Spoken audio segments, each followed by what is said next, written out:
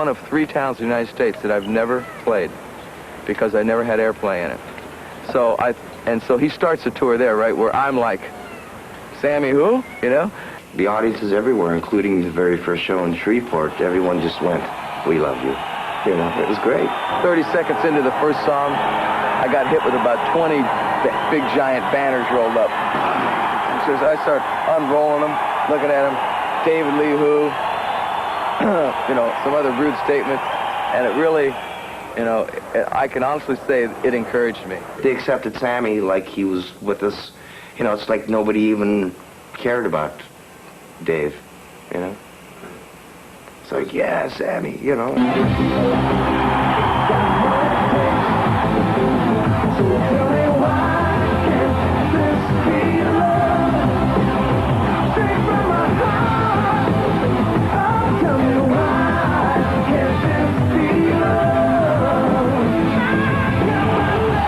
I didn't want to change the band when I came in. I just wanted to be the singer in it and you know, work my way in to the point where we didn't lose anything that they already had. And in this band, for instance, I don't ever present the start of a song to this band intentionally. I mean, I had 15 songs for my album that I was supposed to do, but I didn't present one of them to this band because I really think that the band should remain the musical spring, which is really Eddie.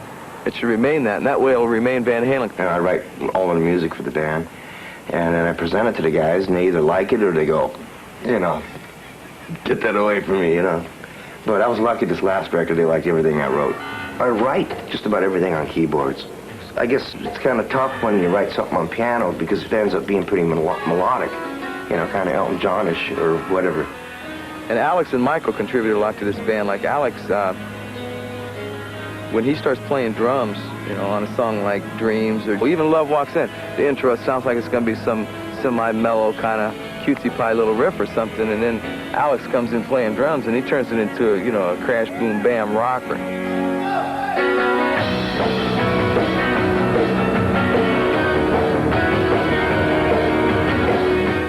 With Michael, the thing that he adds to the band a lot of people don't see is the real high background harmonies.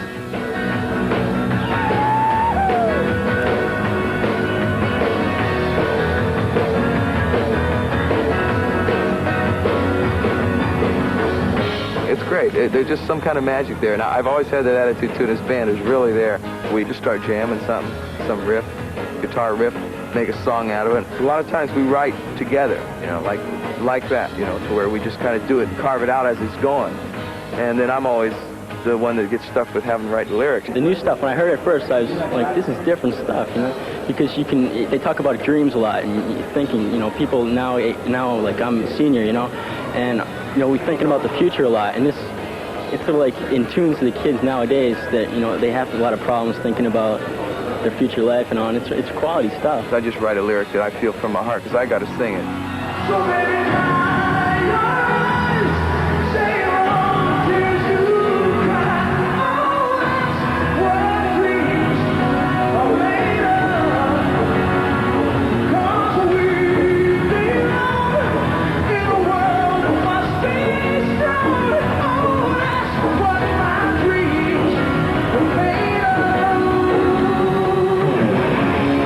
I wasn't nervous at all starting 5150. See, Ted Templeman was actually supposed to produce, but then like a week before we were going in the studio, he calls us and he goes, sorry guys, I'm committed to Dave. You know, sorry Ted, but, you know, I was actually happy because I really wanted to do it ourselves.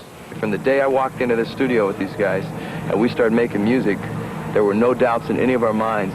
And all these other people that we were keeping away from the studio, all the record company people and a lot of press people who come and interview us, but they couldn't really hear any music, you know, they all had their doubts. You could read it right in their eyes, like, oh, I don't know, you know, it's a big move, you know, without Dave, you know, Van Halen might not be nothing, you know, and we were just smiling, you know, our confidence level was so high because, you know, we were writing this material that came out on this album, and we were hearing it every day, and we're going, whoa, this is great, you know, can you imagine when this stuff comes out, you know, and sure enough, it worked. Hello, baby! 5150 being our first album that we that we basically did completely by ourselves, and it going #1, of course, is an incredible feeling. You know, very satisfying. Feels better than anything I can imagine outside of sex.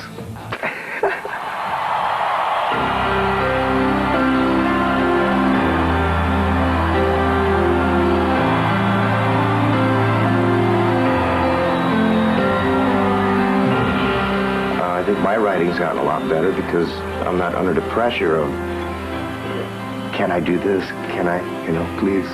I was never really allowed to play keyboards because a certain person said, hey, you're a guitar hero, man. Nobody wants to see you play keyboards, I'm a musician, basically, and if I write something on a saxophone, I'll play it. Al always tells me this, and I guess it's true, that no matter what instrument I play, it always has an edge to it. So even when I play keyboards and and Al and Mike launch in, it still sounds like Van Halen no matter what. Take it or leave it, for better or worse, it sounds like us.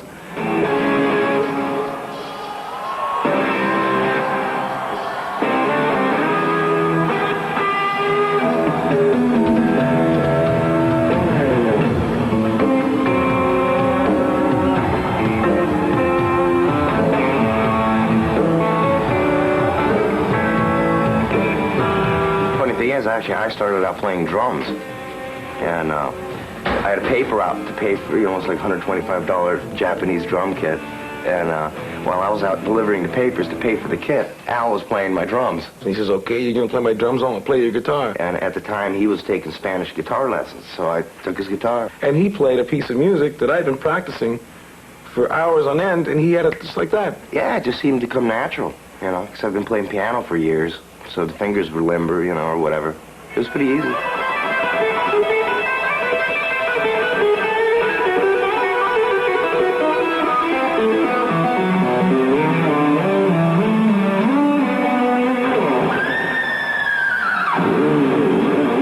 I never had guitar lessons. I just kind of picked it up. Maybe that's why I do some of the weird stuff that I do. I play a little different than most people, doing the finger stuff on the fingerboard, or whatever.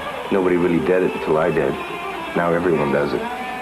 He's never approached the instrument like the average person would do. He's changed the guitar just like Hendrix did a long time ago, but he's taken it a lot further. No one else jumps around like Eddie does, He's the greatest rock and roll guitarist ever. He's the fastest, and he just does wizardry with the guitar. He jams! He jams! But that is Van Halen jams! Is there another beer?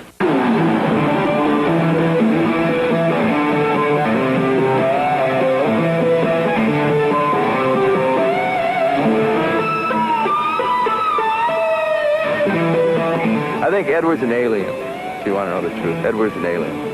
He's not from this planet. I couldn't tell you which planet, but everyone on the planet probably plays guitar.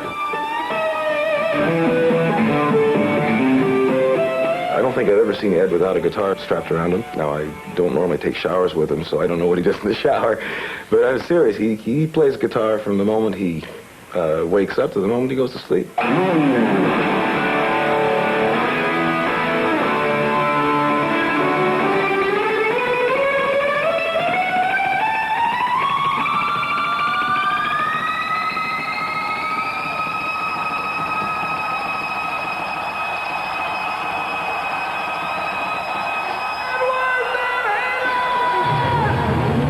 Whenever you do something by the book, it's like you can't do anything outside of the book. So how's anyone supposed to come up with anything new if they go by that old book? So I guess I'm kind of writing my own book, or trying to anyway. Ed and I were in a very unique situation because we immigrated to America when we were about 8 years old. Neither one of us knew the language. So we ended up being really close friends, aside from the fact that we had a mutual interest, which was beating the out of each other. Thank God he started playing drums because he used to beat me.